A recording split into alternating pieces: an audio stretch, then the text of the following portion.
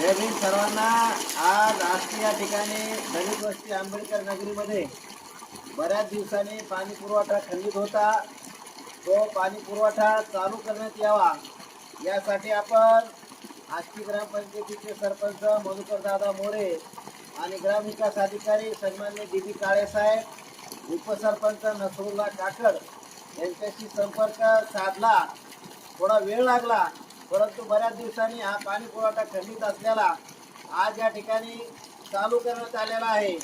या ठिकाणी स्वतः उभा राहून मी आहे आंबेडकर नगरमधील रमेश आखाडे, संगीताताई मोरे, योगेश भया मोरे, आमोद साळवे, आम्ही सुनील कांबळे, आम्ही सगळ्यांनी या ठिकाणी उपस्थित राहून, पवन शिंदे सगळ्यांनी उपस्थित राहून हा पाणी पुरवठा आम्ही या ठिकाणी आता चालू करून घेतलेला आहे।